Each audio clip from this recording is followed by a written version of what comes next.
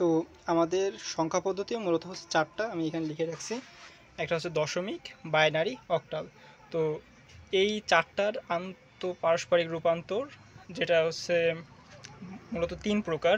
তো এটা করার আগে আমাদের যেটা জানতে হবে এতে প্রত্যেকটা সংখ্যা পদ্ধতির ভিত্তি কী কী। তো আমরা জানি যে দশমিকের ভিত্তি 10, বাইনারি ভিত্তি 2, অক্টালের 8 আর হেক্সাডেসিমেলের 16। তো আমাদের এই যে 3টা সংখ্যা পদ্ধতি আছে, এই 3টা সংখ্যা পদ্ধতি থেকে মানে দশমিক থেকে এই 3টা সংখ্যা পদ্ধতি যার একটা নিয়ম, এই 3টা সংখ্যা পদ্ধতি থেকে দশমিকে যার একটা নিয়ম, আর এই 3টার ভিতর যে রূপান্তরগুলো আছে সেটা একটা নিয়ম, মূলত 3টা নিয়ম। তো আমরা আগে দেখব দশমিক থেকে যদি আমরা এসে যেতে চাই, অন্যান্য সংখ্যা পদ্ধতিতে যেতে চাই, এইটার জন্য এটা হচ্ছে আমাদের বেস দ্বারা ভাগ করতে হবে, বেস দ্বারা ভাগ। আর এই যে আমাদের অন্যান্য সংখ্যা পদ্ধতি থেকে দশমিকে যাওয়ার জন্য base to the power n দ্বারা গুণ, base to the power n দ্বারা গুণ। তো আমরা দশমিক থেকে প্রথমে যদি ডেসিমেল থেকে বাইনারিতে যাই, তো ডেসিমেল থেকে বাইনারিতে যাওয়ার জন্য আমাদের কী করতে হবে, ডেসিমেল থেকে যে কোনো সংখ্যা পদ্ধতি বেস দ্বারা গুণ। কার বেস? ডেসিমেলে বেস। কোনো সময় ডেসিমেলে বেস আমাদের প্রয়োজন হয় না। ডেসিমেল বাদে যে কোনো অন্য যে সকল বাইনারি সংখ্যা পদ্ধতি থাকে যে সকল সংখ্যা পদ্ধতি থাকে ওই সংখ্যা পদ্ধতি আমাদের প্রয়োজন হয়। তো আমাদের বাইনারি সংখ্যা পদ্ধতি 2। তো সবসময় মনে রাখতে হবে আমাদের এখানে যেটাই নিয়ে যাচ্ছি ওইটার সংখ্যা পদ্ধতিটা আমার কাজে লাগবে। তো আমরা একটা সংখ্যা নিই ডেসিমেলে, সাপোজ 100। এটাকে কী করবো, 2 দ্বারা আমরা ভাগ দেবো। তো 2 দ্বারা ভাগ দিলে সাধারণত আমাদের ক্যালকুলেটার নিই। তো আমরা এখানে ক্যালকুলেটার নিছি, আমরা জাস্ট 100 টাইপ করব, 100 ডিভাইডেড বাই 2। আমাদের 50 আসছে এবং 50 পরে কোনো পয়েন্ট আসেনি। তো পয়েন্টের আগে যে সংখ্যাটা থাকবে সেই সংখ্যাটা আমাদের এইখানে পাঠাতে হবে। এবং এইখানে পাতায় এই যে সংখ্যাটা পেলাম 50, এই 50-এর সাথে 2 গুণ করতে হবে। 2 গুণ করে যেটা পাবো সেটা 100 থেকে বিয়োগ দেবো। 50 দুগুণে 100, 100 থেকে যদি 100 বিয়োগ দেওয়া হয় তাহলে 0। আবার এটাকে 2 দ্বারা ভাগ, যতক্ষণ আমাদের এখানে 0 আসছে এইভাবে 2 দ্বারা ভাগ করে যেতে হবে। তো 50কে যদি ভাগ দিই তাহলে 25 আসবে না, এবং সেই 25কে আবার 2 দ্বারা যদি গুণ করি, 25 দুগুণে 50, এবং 50 থেকে যদি বিয়োগ দিই তাহলে আবার 0ই আসবে না আমাদের। এবং এটাকে আবার 2 দ্বারা যখন ভাগ করি তাহলে এবারে যদি আমরা ক্যালকুলেটারে দেখি তাহলে 25 ভাগ 2 তাহলে 12.5। তাহলে আমাদের পয়েন্টের আগের সংখ্যাটা পাঠাতে হবে, সেটা হচ্ছে 12। এই 12-র সাথে 2 গুণ, তাহলে 12 দুগুণ 24। 25 থেকে 24 বাদ দিলে থাকে হচ্ছে 1, সেই 1টা আমাদের এখানে বসাতে হবে। আবার 2 দ্বারা ভাগ, এখানে থাকবে 6, এখানে 0, আবার 2, 0, আবার 2, এখানে থাকবেন 1, এখানে 1। আমাদের মনে রাখতে হবে আমাদের এখানে 0 আনতে হবে, যতক্ষণ না 0 আনতেছি ততক্ষণ কাজ আমাদের 2 দ্বারা ভাগ করতেই হবে। 2, এখানে 0, আর এইখানে যে 1টা বসাতে হবে। কেন? কারণ এটাও সেম পদ্ধতি, 2 ভাগ 1, যদি 2 ভাগ 1 দিই তাহলে আমাদের 1 ভাগ 2 দিই যদি তাহলে আছে পয়েন্ট। আমাদের এই আসার কথা ছিল 0.5। তাহলে 0.5 আমাদের সবসময় রাখতে হবে পয়েন্টের আগের সংখ্যাটা। পয়েন্টের আগের সংখ্যা হচ্ছে 0 এবং 5। তো 0-র সাথে 2 গুণ করলে 0 হয়, এবং 1 থেকে 0 বাদ দিলে 1ই থাকে, সেই 1টা হচ্ছে এখানে বসাইছি। তো আমাদের আলটিমেটলি দাঁড়ালো হচ্ছে আর এখান থেকে হচ্ছে আমাদের কাউন্ট করতে হবে নিচ থেকে উপরে। তো 100 এর বাইনারি ভ্যালু আছে 1 1 0 0 1 0 0। সে ফর এক্সাম্পল আমরা যদি এটাকে বাই ডেসিমেল থেকে আমরা ইসে নিয়ে যাই, ডেসিমেল থেকে যদি আমরা অক্টালে যাই, তো ডেসিমেল সেই আমি যদি 100টা আবার নিই এবং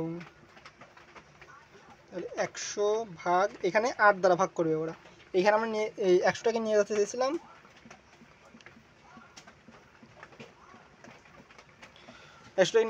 আমরা বাইনারিতে, এবং সেজন্য আমরা 2 দ্বারা গুণ করছি। এখন নিয়ে যাবো অক্টালে, সেজন্য আমরা অক্টালে ভিত্তি 8 দ্বারা ভাগ করব। তো আমি ক্যালকুলেটর নিয়ে নিলাম, 100 ডিভাইডেড বাই 8 আমাদের আছে 12.5। তো পয়েন্টের সংখ্যা আমরা নেবো না, 12টা নেব। 12-র সাথে 8 গুণ, 12 গুণ 8 তো হচ্ছে 96। তো 96, 100 থেকে 96 বাদ দিলে থাকে আছে 4। আমরা এই 4 বসালাম এবং এটাকে আবার 8 দ্বারা ভাগ, তা 8 দ্বারা ভাগ দিলে এবার আসবে না 1, আর 8কে 8 থাকে 4, আবার 8 দ্বারা ভাগ দিলাম, তাহলে এখানে হবে 0, এখানে আসবে না 1, এটাকে ইউটার্ন। তো আমাদের 100টা দাঁড়ালো, 100 অক্টালে দাঁড়ালো হচ্ছে 1448। সেমভাবে আমরা যদি এই ডেসিমেল টু অক্টালে যাই, ডেসিমেল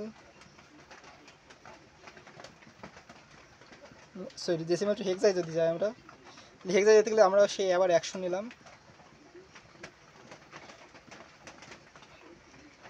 100টাকে ভাগ দেবে এবার হেক্সাডেসিমেলের ভিত্তি 16 দ্বারা। তো আমরা যদি 100কে 16 দ্বারা ভাগ দিই, 100 ভাগ 16, তাহলে আসে 6.25। তো আমরা দশমিকের পরের সংখ্যা আমরা 6 নিলাম, তাহলে 6-এর সাথে 16 গুণ, তাহলে 6-এর সাথে 16 গুণ 6, 96। তো আমাদের থাকতেছে এখানে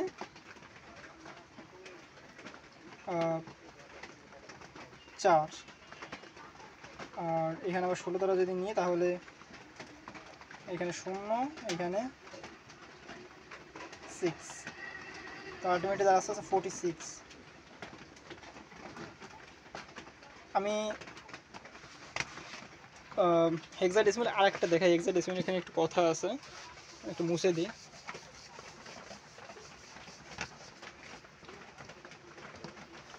তো হেক্সাডেসিমেল আমি সাপোজ আরেকটা সংখ্যা নিই, সাপোজ 500 নিলাম, এবার একটু বড় সংখ্যা নিই, দশমিক, এটাকে বানাতে হবে আমাদের হেক্সা।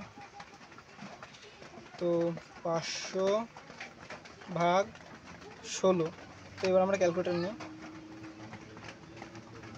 500 ভাগ 16, 31.25। তো 31টা আমরা এখানে রাখবো, আর 31 গুণ 16, 31 গুণ 16 আসছে আবার সেই 4, 31 গুণ, তাহলে 496। 500 থেকে এই যে 500 থেকে 496, 500 থেকে 496 বাদ দিলে থাকে 4, সেই 4 বসাই দিলাম, আবার 16 দ্বারা দেবো ভাগ। তো 16 দ্বারা এবার ভাগ দিই যদি 31 ভাগ 16, তো 1 পয়েন্ট সামথিং আছে 1। তো পয়েন্টের পর সংখ্যা আমরা নেব না, তো 1 নিছি, এবং 16-এর সাথে যদি 1 গুণ করি তাহলে 16কে 16 এবং 31 থেকে যদি 16 বাদ দিই তাহলে আমাদের থাকতেছে 31 থেকে 16 বাদ দিই কত থাকতেছে